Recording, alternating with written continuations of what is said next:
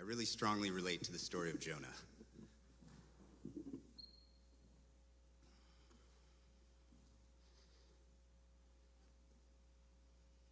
Jonah was a prophet.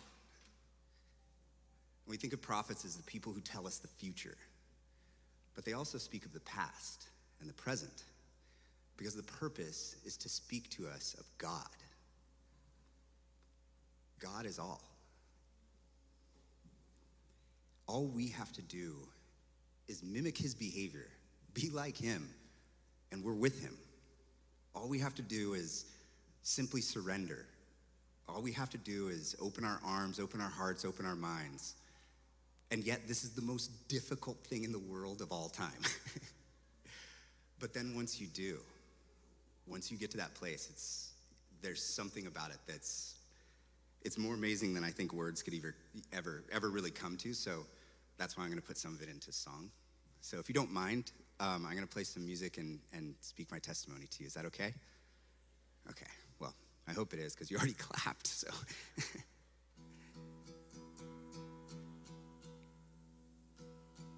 Can I hear a little bit out of the monitor?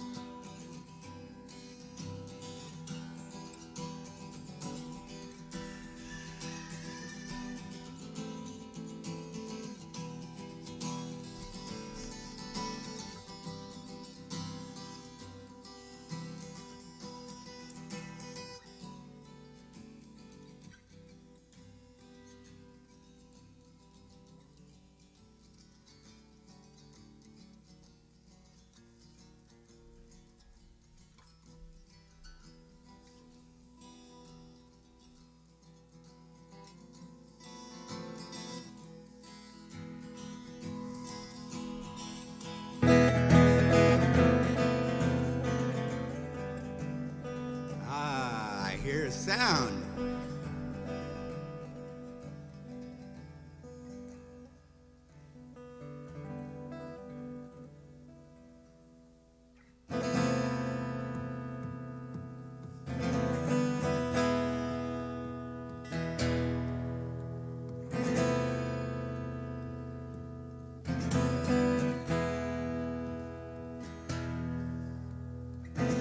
My arms are open, my soul is to bear, my spirit is broken, I need a repair. I want you to hear me, I want you to care, I want to be unafraid of what we are becoming.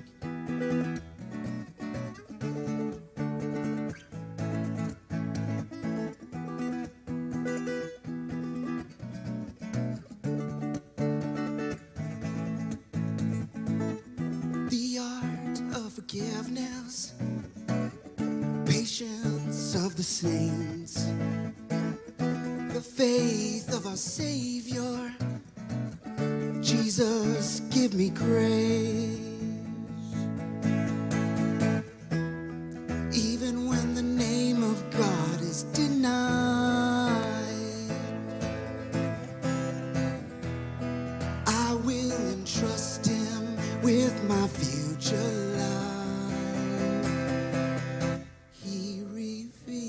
knows what he unseals in time.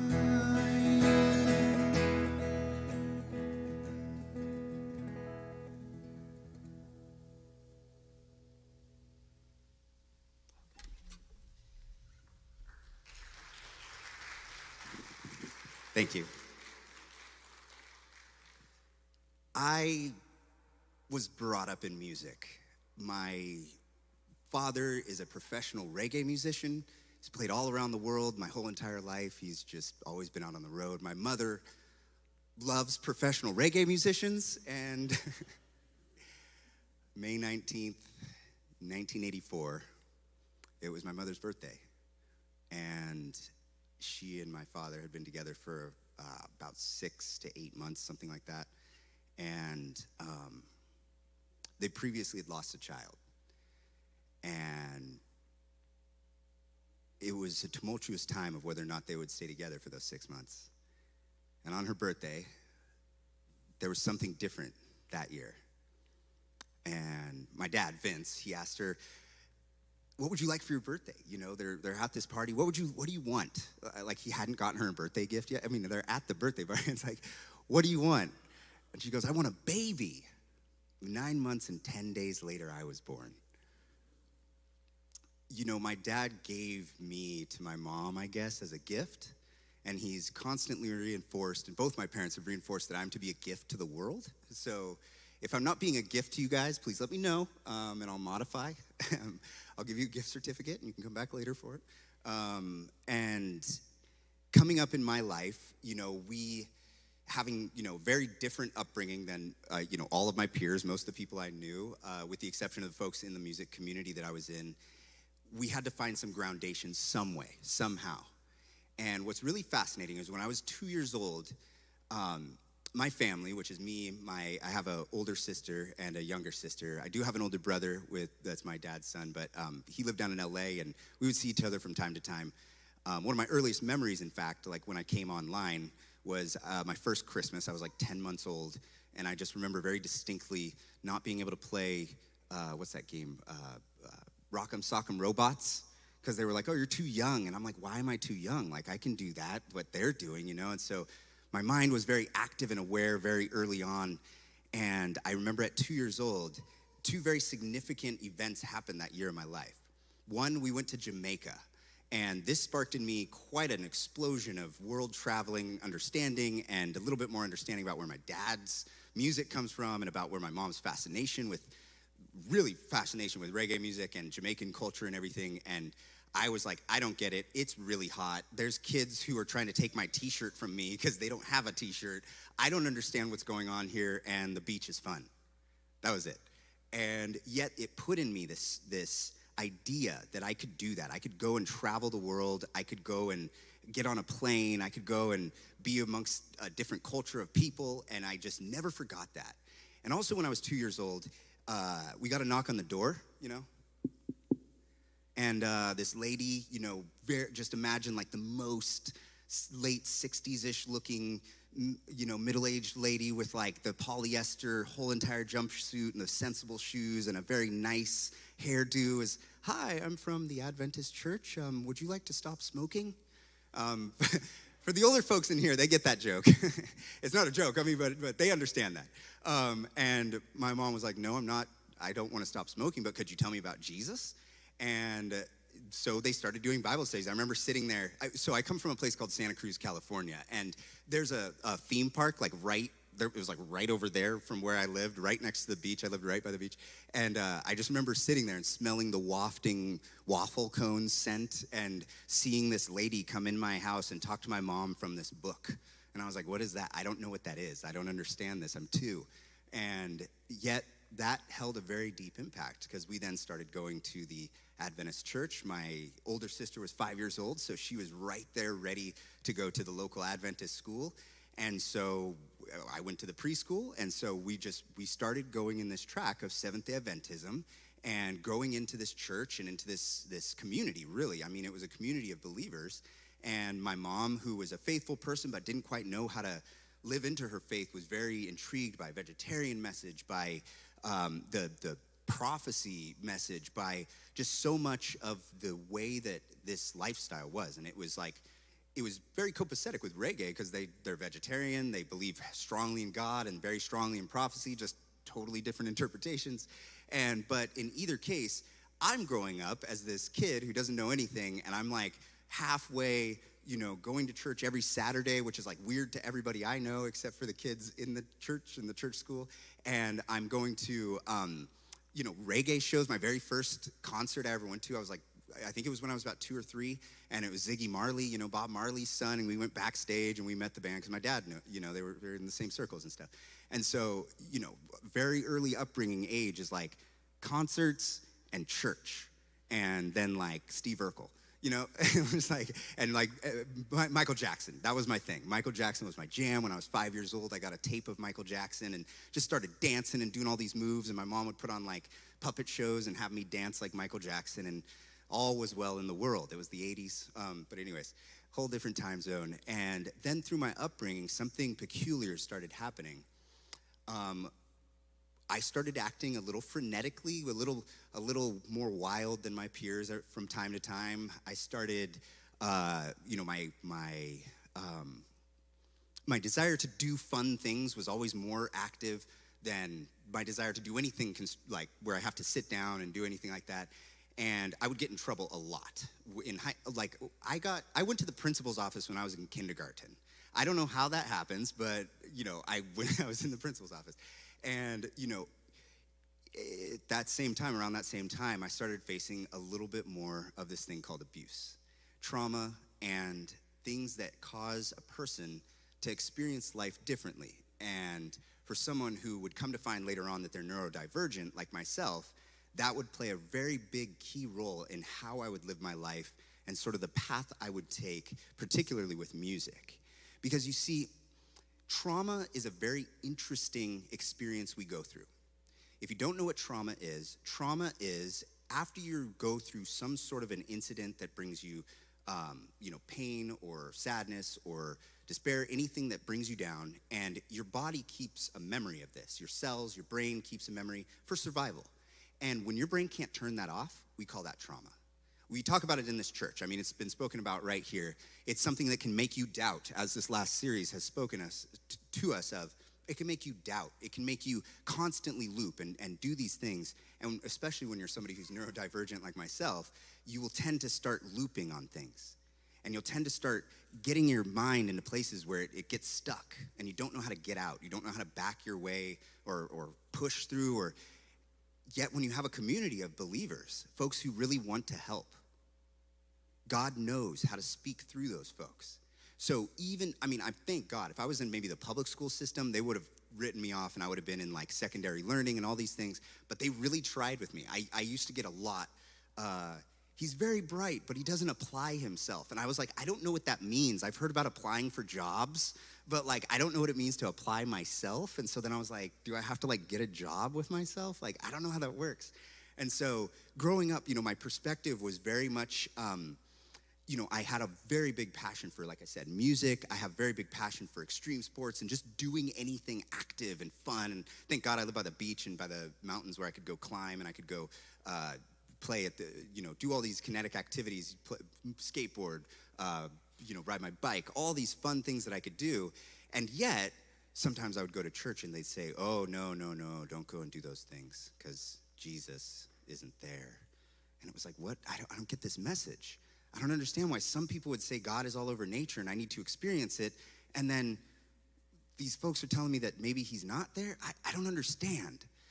So what I'm trying to paint a picture for you right now is as a kid, your formation, the way that your brain is formed is so critical. And the community that's around you, your parents and folks who are there for you, to be able to form that with you and not do it through an extension of that trauma, but to help break that down. For me, I had those great influences. My grandmother, I had an uncle who would always try to explain the world to me. We had great resources who would do this for me, and that would help my brain to start figuring out what this world was, because it's like a little philosopher in there. It's always been like, who am I? Why am I here? And what's life all about? And why is there people? And why is my hand that shape? And why hand?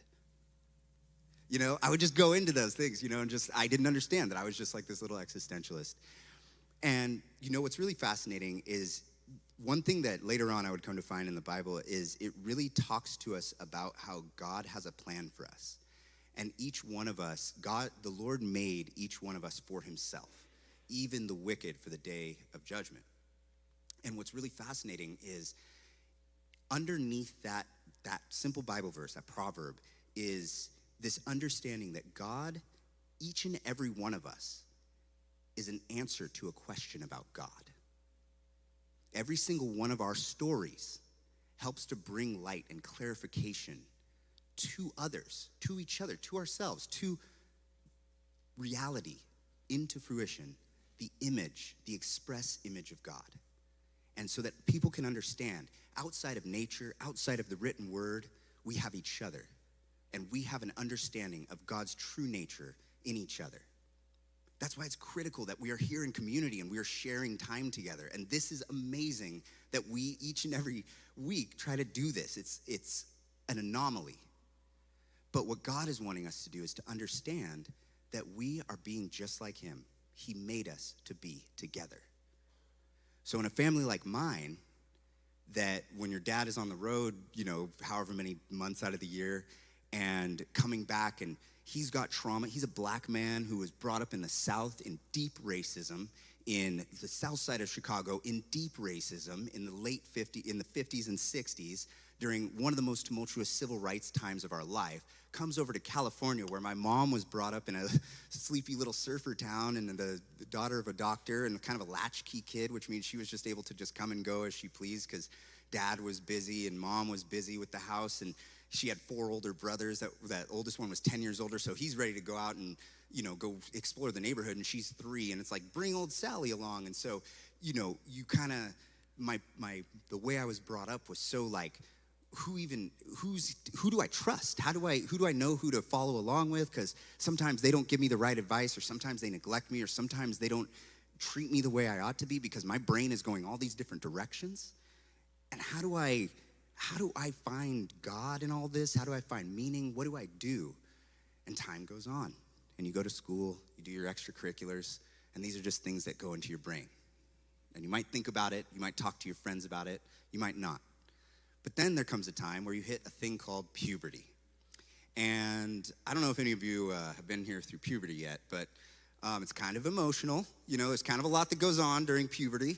And, that's where I wish I knew that Bible verse, Jeremiah 29:11. I know the thoughts I have for you and the plans I have for you, not to do evil, but like for a good future. Like, I wish I knew that verse and had like memorized it back then and was like, no, this is going to be okay. I just need to get out of my feelings. It doesn't matter if I have buck teeth, that doesn't matter. Like, I'll be okay. Everything's going to be fine. But again, the reeling and the not being able to find the answers and trying to seek God and not understanding Jesus and who Jesus, what was it, a couple weeks ago, Chris, he said something along the lines of like, I wanted to become Jewish, or should I become Jewish? Like, he was like, I don't know this, and I was the same way. I was like, I don't get how Jesus and God have to do with one another. Like, how is he his son? Because he's human. And like all the explanations I would hear wouldn't quite do it, wouldn't quite bring it to bear for me. So get into high school, and I had been playing music for a couple of years by that point. My dad had gotten me a guitar and a bass, and it was a time where I went to a public school for the first time in my life. And it went from like, bringing in the sheaves to like, welcome to the jungle. Like, literally, like, we're going to concerts. Like, I've met Slash a couple times. It's like one of those things where it's like, it was a totally different place. Like, I remember the first day of school, a cheerleader was like cussing out a football player, and I was like, what is this place that I'm in? This is so crazy. And so shortly after getting to high school, I tried to do football for social stuff because I don't know anybody there. I tried to do like, go hang out with the party kids, and that didn't yield. And then I found this group who liked music, and it turns out that one of them was pretty well connected with a instrument company.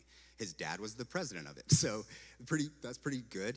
And so we formed a band, and we just started playing at the school. We started playing shows. We started doing the whole sex, drugs, and rock and roll lifestyle. And that was like totally idealized for me in the early 2000s.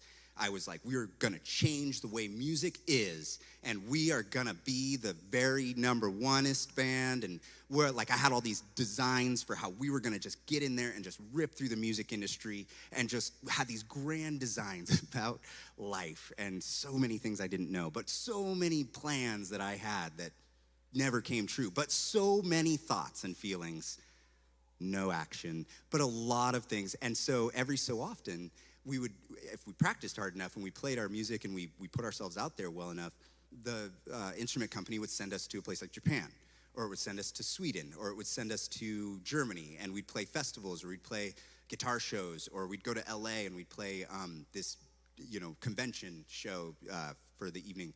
And it was a chance for me to get out and see the world. You remember, go back to 2 years old, Jamaica. It was hot and a lot of poverty, and it wasn't very fun, but the traveling part was great.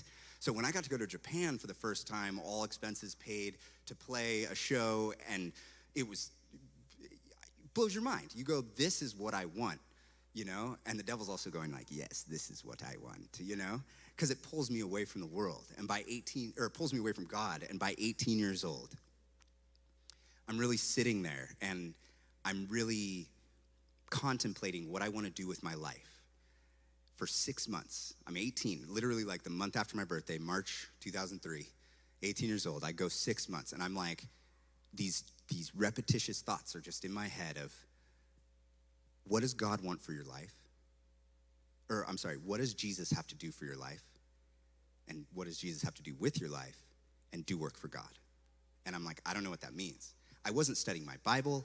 I wasn't like steeped in prayer. I didn't have religious friends. All my friends were like worldly. I had a few friends from back in my Christian days, but we didn't hang out. And I'm just like, why am I thinking these thoughts? And like, Jesus, like, what does that have anything to do with anything? Like, I always cared about God because God's God, like it's God, but Jesus, that's God's son. I don't get it. And at that point, for 6 months, I contemplated it. I thought about it. And in the very middle of those 6 months, like almost smack dab, I go over to my guitar player's house, and he's holding 2 prototype basses for me. And he's like, one of these is yours, pick one. And I'm like, that one? And so it's like the devil just pulled me right away. And he's like, here you go, here's your future. And it's like, that's my sign. We can follow false signs and think we're doing what's right.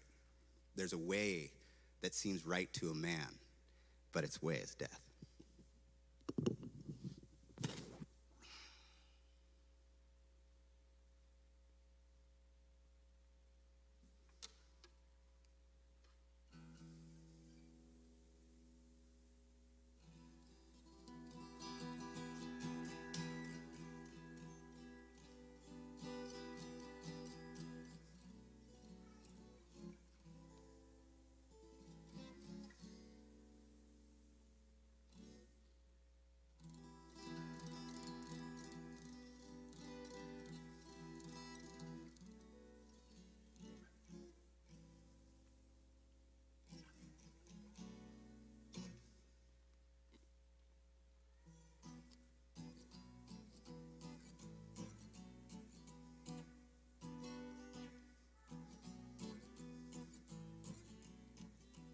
When a little trouble come my way, once again I forget to pray. Failure is my name, rose if by any other still the same. My spiritual alarm, snoozing to the weekend. Time's running down to none, feeling like a tick-tock atom bomb. I need a little faith in the morning. I need a little hope in the night. I need a little love to continue keeping up my eyes as I look to the light.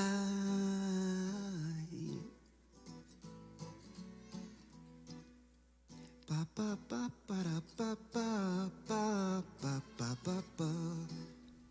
Oh, so comfortable is my path. Broader the better is where I'm at.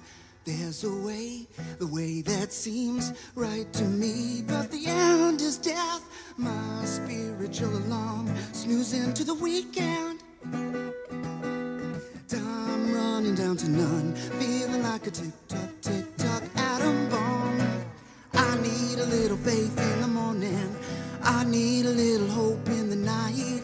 I need a little love to continue keeping up my eyes as I look to the light.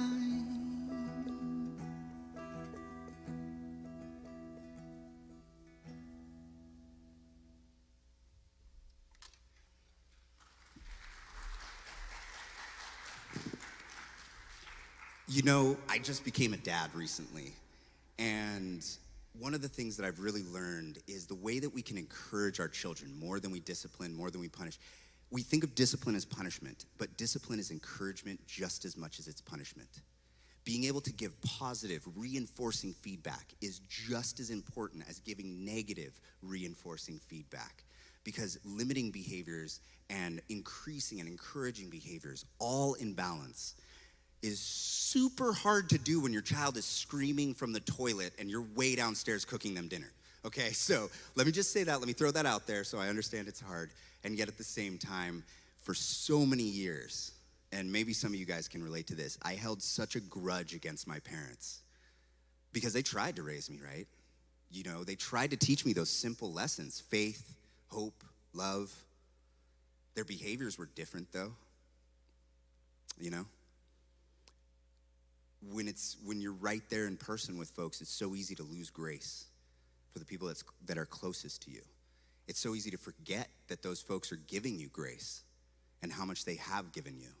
And I definitely lost sight of this, especially when I was reaching for that brass ring at the end of a stage somewhere. But I had a lot of fun while doing it. I thought I was having fun. So like 6 years, I'm 18 years old. Again, remember, I'm 18, I'm contemplating this, and I'm going rock star lifestyle.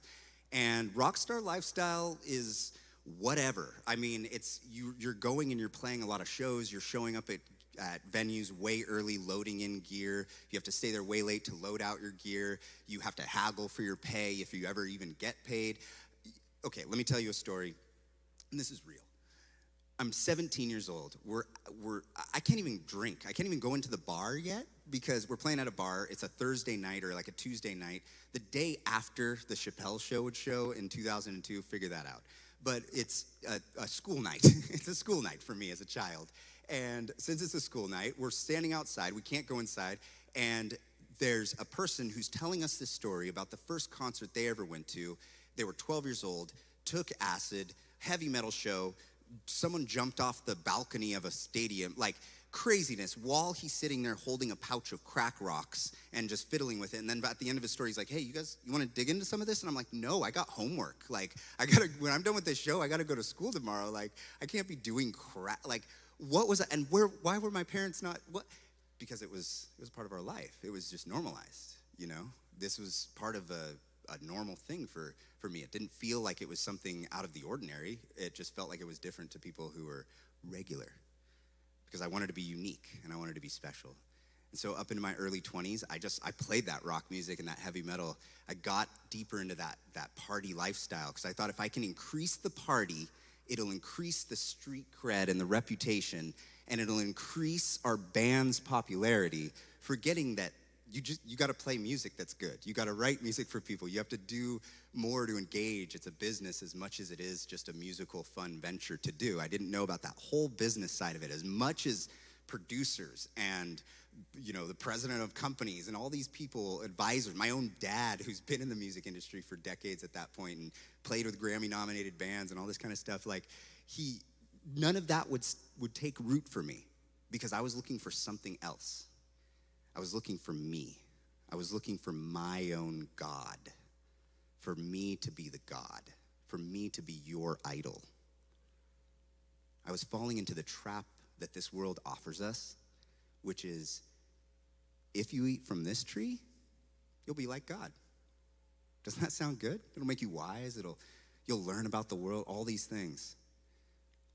No, don't worry about that death. You won't surely die. I've been in so many sketchy situations, this country and abroad, that I should have died, and somehow God kept me alive. What's fascinating is in all my travels, I would take my Bible with me that I got on April 5th, 1991, because it was written there in my Bible. My mom had written it, from Mom, April 5, 1991, and here you go, your first NIV with red letters. And I would take that with me to like every single city I would go to. Every time I would get out of the country, it'd be in my bag, every single time. But it was more like a what do you call those things that they wear, the mariners, an albatross or whatever they call it, where it's like an amulet, like a good luck charm. You know what I mean? And I just took it with me, and then there'd be times where I'd be going through something, and the band is doing it this way, and so then I'd go and I'd like open it up to Isaiah. I'm in the Bible. And I think God was speaking just to me for this. So. And then they don't care, no one cared. And then I'd be like all even more lost because it wouldn't provide any answers. And what's going on here? What is this spiritual life and what is my life, And I get to a point where I'm just so confused. I don't even know it. I didn't even know I was so confused, but I was, because I was trying to reach for two things at one time: for who I truly am, who God truly is, and how he could be in me, and the whole entire world. And I'm sorry, but you can't have both. You just can't.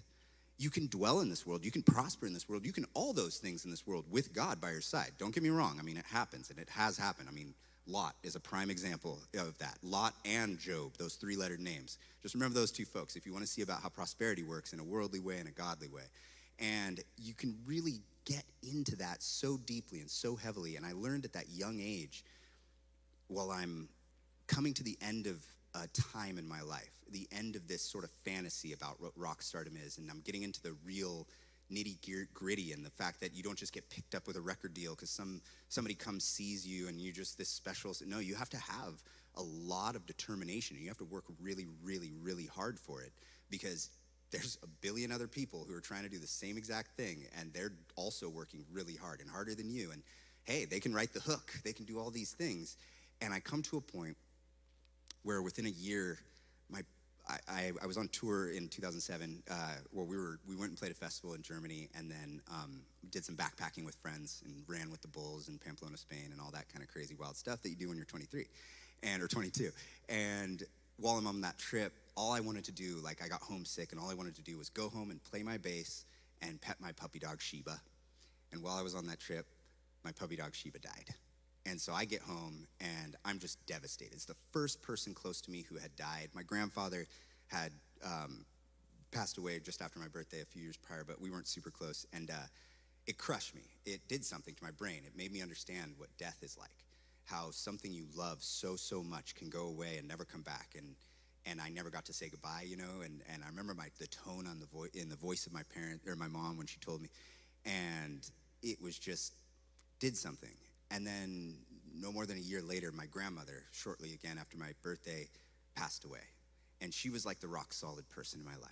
She was the one person who I could turn to, and my parents I couldn't trust them, or the world was falling apart. She'd bring me in, she'd make me some eggs and toast, just simple things, and just calm me down and put me to work in a backyard or doing something to make a few extra dollars. And she was that sage person, had all the wisdom. She had been through a divorce. She had been through the feminist movement. She had been through World War II. She had been through so many things, just a rich life. And she taught me all of these things. She taught me how to speak to people. She taught me candor. She taught me logic. She taught me so many of the world's wisdom that you would think God would want to show you, but she didn't. She wasn't a believer. She kind of had an Eastern belief type of a thing. And when she died, she was like, she didn't want Jesus in the room. She didn't want Buddha in the room. She just wanted family, and it was like one of these things that just teaches you how to be a human. And when she passed away, it was the hardest time because I now had no foundation. I had no groundation, and I just went wild for 6 months. Entered Nashville in September 2000 and whatever, and I'm dying on a bed because I've drinking myself into alcohol poisoning. I am stressed myself into not understanding or knowing who I am, losing myself to the world, flat out. It can happen, and you're looking at it. And I just reach out to God. My arms are open. My soul is laid bare. I had nothing. I was poor. I was broke. Nobody liked me because I had been a jerk for a really long time. I became the image of my God. I became the image of me.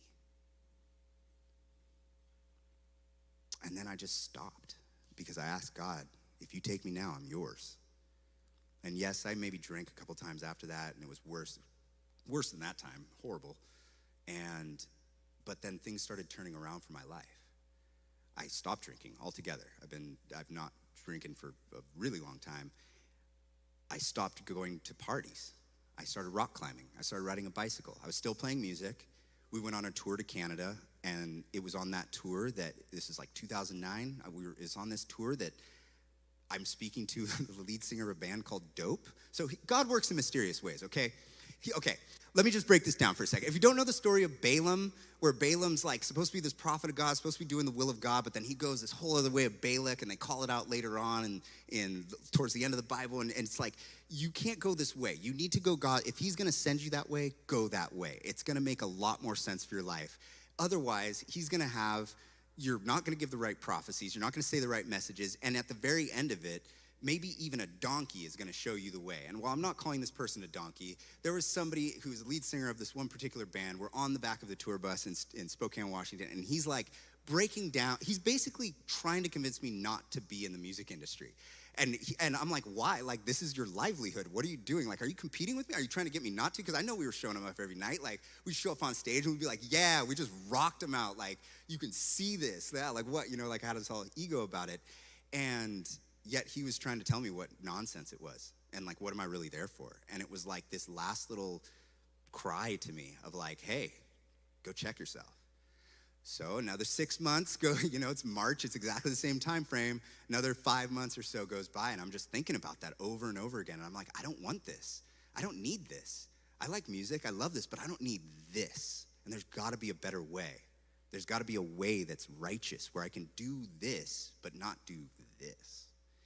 And sure enough, I leave the band. I just walked away. I didn't know what my future was gonna hold. I was gonna maybe go to college. I didn't know whether or not I was gonna work. I didn't know what I was gonna do. And then God starts making a way. It's like I go to a year of college. I start dating this girl there who is really cute and nice and fun, but she's kind of a little bit on the party side. And I'm like way too over that now, I'm just thinking, I'm all like, yeah, no.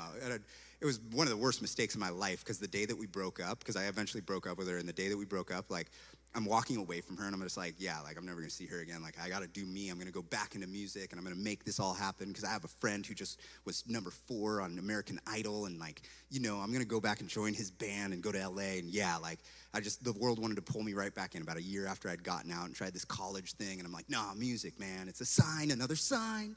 And so I break up with her, and the day we break up, I'm walking away from her, and I'm like, something starts happening in my guts, and I'm like, what are you? And I think it's called love or something. And I'm just like, and then it like leaks out of my eye. And this is Eugene, and I'm from California, so I'm not used to all this rain stuff. So it leaks, and then a raindrop hits me on the head, and I'm like, oh no. And then that makes me like angry because it's raining, and then the anger makes me cry more, and then she's not with me anymore, but I broke up with her. I'm so stupid, and then I'm crying, and then it's raining, and then I get on my bike, and then it's raining harder, and I'm like angry, and the wind hits me from the front, and the rain from the top, and the sadness from the back, and I'm just like, what is happening, God? Like, why are you doing this to me? And like, no answer. Spend that summer homeless, trying to find a job, trying to find something with my life, because the whole music thing did not work out, because I left that world for a reason. And I tried to go back, and it wasn't happening. And so sure enough, I'm kind of in this limbo state. I'm gonna try to keep going to college, or I'm not, or I don't know what I'm gonna do with my life at this point. I'm just totally like, who am I? And that's when I find an evangelistic series from this guy named Doug Batchelor. If you haven't seen him before, he has a very tough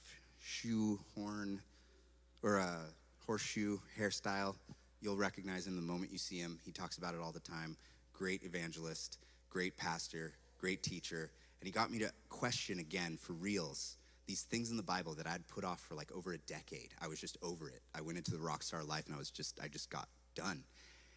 And when I came back to it, it was so intriguing, and it made so much more sense for my life. And I just was like, oh, this is just basic. Like, this is explaining things. Because I was doing it prayerfully. I was just like, God, just show me, or not, whatever.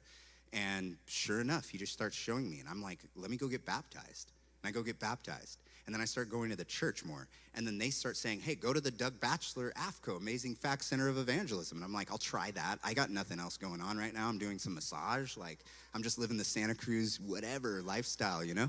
And I go and I do this 4-month program of evangelism and learning how to preach and teach and study the Bible, learning how to reach out to people, learning how to communicate with people who are nothing like me.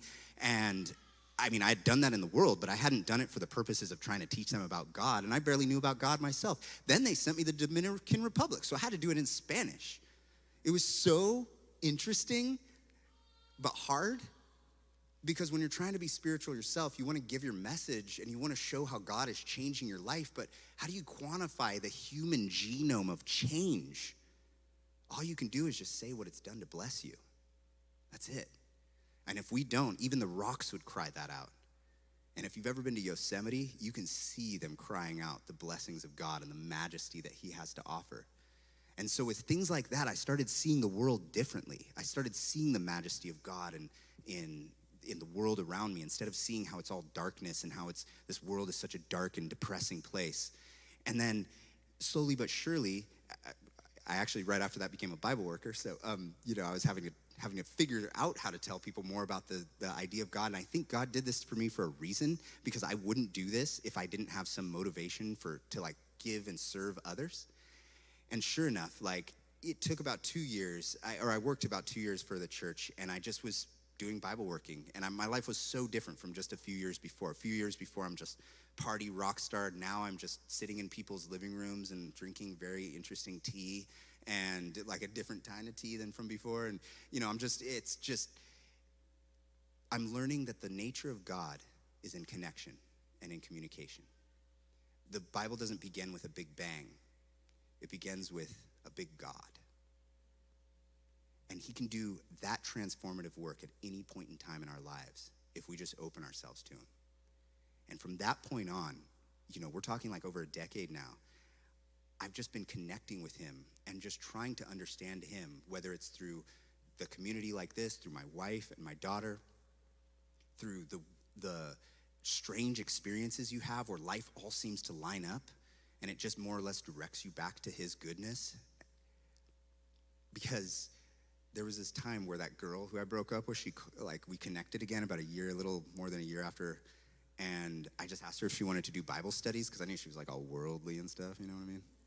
And I was like, she needs Jesus. But hey, I was trying. I didn't know, but I was like, yeah, she didn't have Jesus. She had like one of those like kind of like fake beliefs. I was all judgy. But God can even use a donkey like me. He can even use a donkey like me. And so we started doing Bible studies together.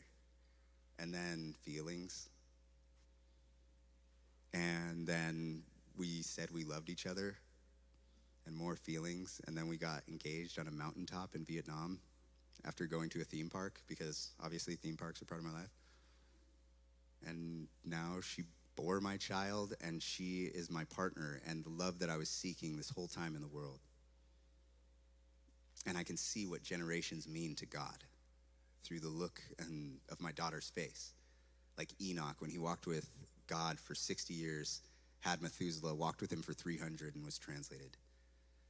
Because it doesn't matter what has happened to myself in my life. I've proliferated in a career. I've gotten a degree. I've gotten to an understanding about my disability and my trauma, and I'm overcoming every day. And not overcoming some days, but it's still okay because I'm with my God. And all we do is just get better and better. And the way that we see how much better God gets is by ourselves surrendering and just saying, I've tried me, but you're the true God, the one of heaven, the one that the 24 elders, the living creatures, the 10,000s on 10,000s will always say, glory, glory, glory to God in the highest. And it becomes just so much better day by day and moment by moment.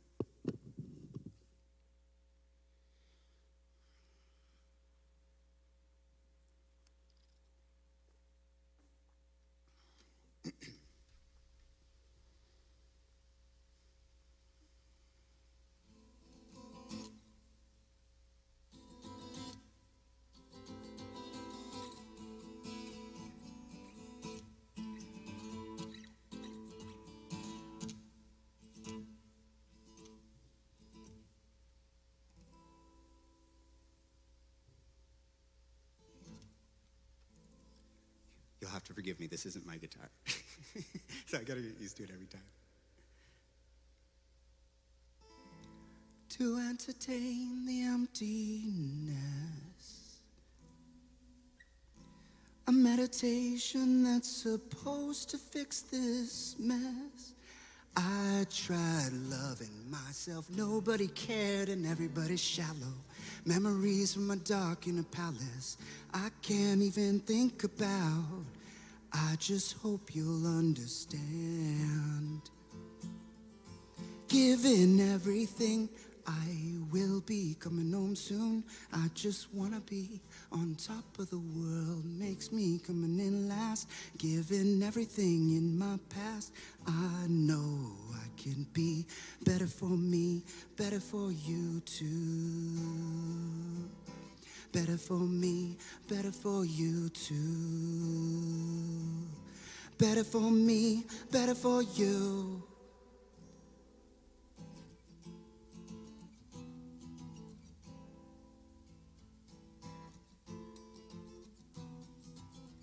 I know the water's gonna freeze away the pain in me. I wanna go under, buried deep beneath the sinful grave. Up from the bottom, back to the world, I'm not the same. Keep those petty little hands in a line. Oh, did you ever leave? I say never. Jonah, did you ever wanna run away? Jonah, could you see it any other way?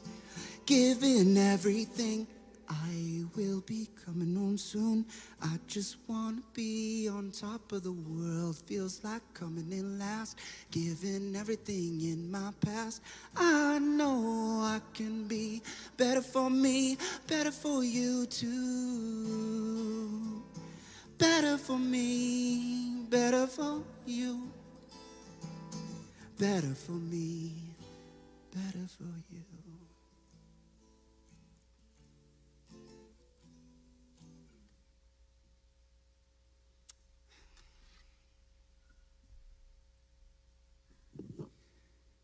Every day, I live for God. I try to make it that his life is an expression through me, or not his story, because God doesn't have a story. Every good story has a beginning, middle, and an end.